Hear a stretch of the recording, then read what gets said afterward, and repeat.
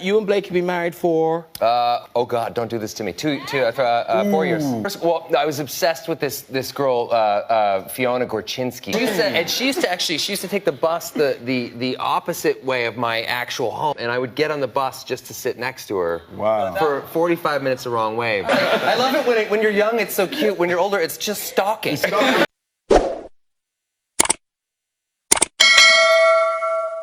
The most important thing I learned as an independent journalist, public figure, and in court battles with narcissists is simple. Never take the bait. Stay calm and professional, because every word or action will be twisted to make you look bad. Over time, this false story can influence the court and even the judge, especially if repeated often. In Blake Lively's case, her filings have carefully painted Brian Friedman, Wayfair, Justin Baldoni, and others as dangerous, abusive, and harmful, claiming she's the victim and their lawsuit is pure retaliation. She even frames their legal defense as an attack meant to hurt her. With the speed of this case and what looks like unlimited resources, it seems Ryan Reynolds is willing to spend any amount to crush the people he's angry with, using Blake as the shield. In my opinion, this is really Ryan's lawsuit. Blake is just the face. When you're up against a manipulative narcissist, mistakes happen. In this case, Wayfair's small errors have been seized on and punished by the judge, while they avoid counterattacks or asking for sanctions. Their defensive-only strategy may come from Justin's passive do-no-harm faith, shared by others in this case. But whenever they appear even slightly aggressive, Blake strikes immediately. I said earlier I wouldn't be shocked if the judge removed the deposition transcript, because uploading the full document was unnecessary. Normally, only a few pages relevant to a motion or response are filed, and it's rare to see an entire transcript made public. I said before it wouldn't shock me if the judge removed the full deposition and required only a couple of pages to be refiled. And that's exactly what happened. The judge agreed and struck it, claiming Wayfair has a pattern of using the court record to target Blake Lively, making her appear like a victim. This plays into a cycle I've seen. Wayfair gets pushed into a corner again and again, then reacts. And Blake and Ryan are ready to pounce on any mistake. Unlike Wayfair's passive, do-no-harm approach, Blake and Ryan are aggressive and push hard to get rulings in their favor. I don't believe Wayfair is abusing the docket. They're in a tough spot. The judge's letter says there's no proof Wayfair, Brian Friedman, or his firm ran a smear campaign, quoting just one line from Blake's deposition where she claims retaliation for reporting harassment but refuses to share details from her lawyer. Still, she moves to strike the entire 292-page transcript, calling it part of a false story. The court sided with her, saying the full document had no proper purpose, and granted the motion. In doing so, the judge went against his own past rulings, claiming the court must prevent its process from being used for personal grudges or public scandal. Attaching the full 300-page deposition while only quoting 2 pages in the letter had no real legal purpose and seemed meant to put pressure on Lively. This move pushed the court to open the door for public gossip and scandal, even though it's unclear whether the quoted pages were truly relevant or backed Wayfair's arguments. Wayfair didn't even try to prove the entire deposition mattered, because they couldn't. They should have just included the 2 pages. No one normally attaches the whole transcript. The truth is, Wayfair flooded the record with useless pages so that if Lively asked to keep them sealed, they could twist her response for their own PR advantage. The court not only has the power, but the duty to act. The judge believes Wayfair plans to claim Lively is hiding her testimony and scared of the truth. He says this is part of a pattern where Wayfair uses court filings to fight their case in the media instead of the courtroom. The court has already removed past filings from Wayfair meant to spark press outrage, and thrown out other improper attachments. Wayfair says the transcript isn't abusive, but the judge says the problem isn't abuse. It's that filing, it was irrelevant and wrong. It's simply not normal to attach a full confidential deposition when only a small part is actually used. They only included a few lines just to force the other side and the court to defend keeping it sealed. So he unredacted one sentence from her testimony, then removed the full deposition from the record. No one knows why they filed the whole thing, maybe because Blake had dumped 2,000 pages of material on them for motions to compel. But they didn't fight it. They didn't call it ridiculous or ask for it to be removed. They simply went along, unlike Blake's aggressive legal eye team. And what was that one sentence? When asked by Freedom in her deposition, she admitted the only smear campaign she personally knew about was a retaliatory lawsuit, and the press coverage created by you, the freedmen, and the statements you've made about her character. Litigation. With someone like Blake is exhausting. It brings out the worst in people, including lawyers. The games, the abuse from her attorneys, the gaslighting, the constant effort to paint you as evil or dangerous. It wears everyone down. It drains. Plaintiffs, defendants, and attorneys alike. Her lawyers don't want to cooperate or negotiate. It's their way or nothing. Everyone who's dealt with them has had the same bad experience. Wayfair must be drained, attacked in the media, and endlessly criticized, yet they don't ask to strike Blake's filings.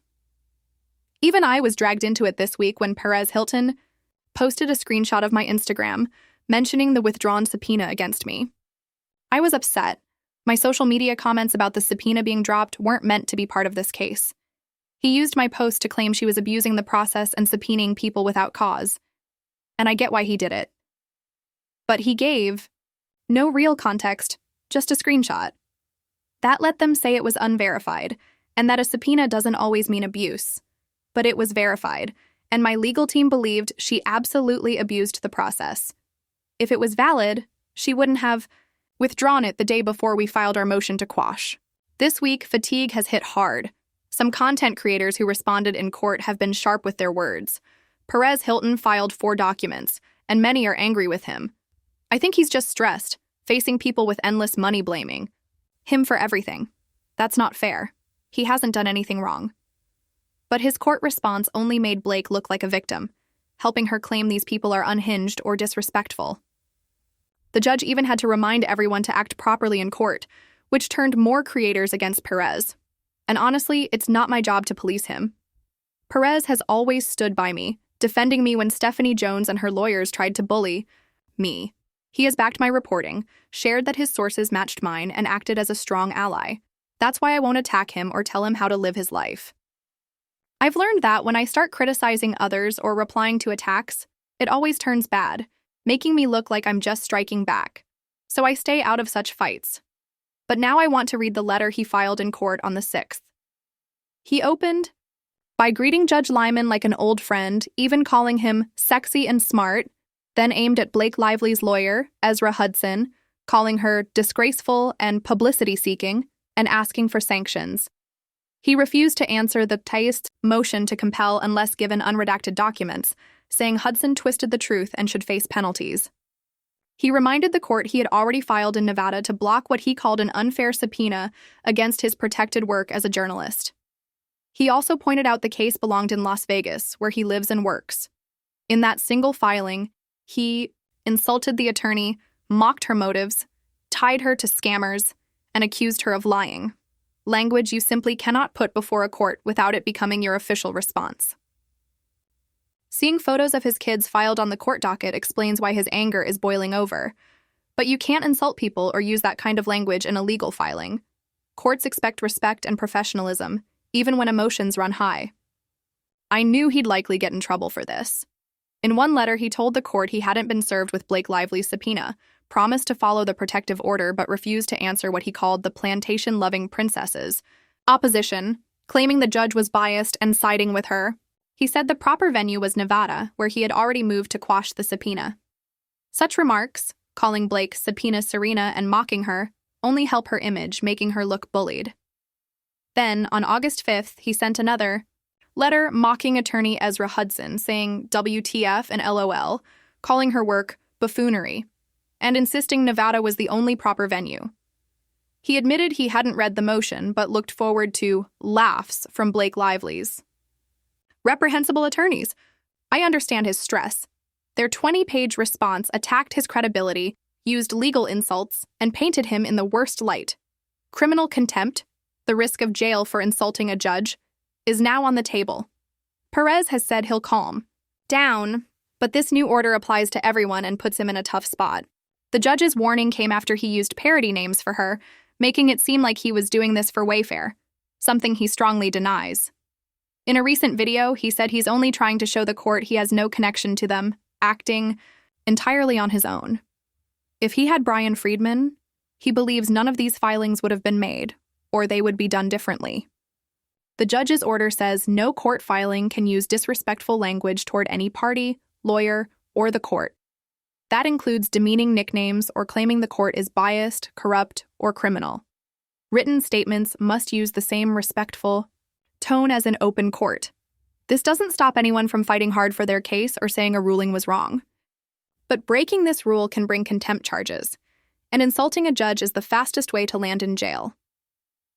Perez is now in an uncomfortable spot, knowing Blake will pick apart every word he says to the court, looking for contempt charges. He's aware of it and says he'll calm down, but he also announced he won't reply to her cross motion to compel. Today, the judge ruled that Lively claims by asking this court for a protective order, he submitted himself to its jurisdiction. For deciding the motion to compel, she filed her cross motion on August 5th, served it August 6th, and ordered Hilton to respond within 7 days by August 13th. The court knows Hilton has a motion to quash in Nevada and says he refuses to respond here. But Lively has the right for her motion to be decided. If Hilton doesn't respond by the 13th or ask for an extension by August 12th, the court will treat her motion as fully submitted and decide without his side. As a self-represented party, he's warned that failing to answer could waive his arguments, even if he raised them in Nevada. Blake argues that since he came here for a protective order, the court has power over the subpoena. She says that gives them the right to force him to comply. Honestly, it's in his best interest to just respond and file the same arguments in Nevada. He claims journalist privilege, and his Nevada motion was strong. I hope he answers so she doesn't win on a technicality, because her lawyers are trying to outsmart him. My followers are split on Perez, but I won't attack other creators. Whenever I've done that, my audience disliked it. I respect that. I understand the pressure. He's under, I'm a mom, he's a dad, and he's being pulled into something. Perez doesn't need to be in this fight, but Blake Lively's vendetta keeps dragging him in. He has every right to tell the court how he feels. Would I have done it his way? No. But he's Perez Hilton. He always does what he wants. If we've learned anything over the years, it's that Perez follows his own path. And I'm not the kind of creator who tells other creators what to do. That happens too often in this community, and it's turned me off. Content creators telling others how to act, what to say, how to report. I refuse to be that. Everyone should run their platform their way, connect with their audience their way, and handle their legal battles their way. It's not my job to lecture or judge in a case like this. When people do that, it takes focus away from the real story. Perez's situation is nothing to envy, and what she's doing to him is wrong. Anyone at a breaking point has the right to speak their mind, and he's promised not to act like this again. Still, the court's notice is troubling. Now, if anyone hints this is biased, they risk contempt charges and jail. That puts everyone on edge. What angers me is Blake's abuse of the system, forcing people to react, then playing the victim, saying, "Look how abused I am." It's the twisted game of a narcissist. So, what do you think about the biased judge? Share your thoughts in the comments, give this video a thumbs up, subscribe, and click the bell so you never miss a post. Thanks for watching. Bye, besties.